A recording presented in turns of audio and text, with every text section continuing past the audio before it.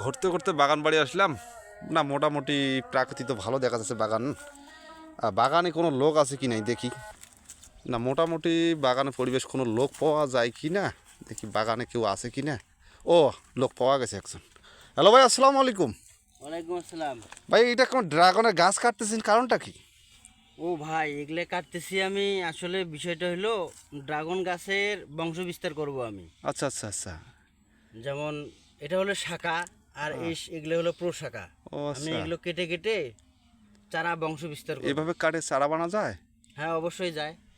আমরা তো জানি না ভাই, এই জন্য একটু জানতে চাইলাম। এই যে আমি দেখেন একটা কেটে নিয়েছি, এগুলো এখন সাইজ করে নেব, ছুসালো করে নেব। ও আচ্ছা আচ্ছা আচ্ছা। এই শোষালো দিয়ে কী হবে আপনার চারার? ছুসালো করে নেওয়ার পরে আমরা প্যাকেটে দেব।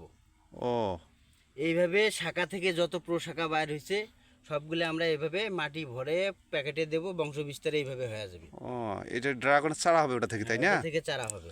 যাক, ভালো তো। তো ঠিক আছে ভাই, আপনার কাছ থেকে ভালো একটা জিনিস শিখলাম। ঠিক আছে। ওকে।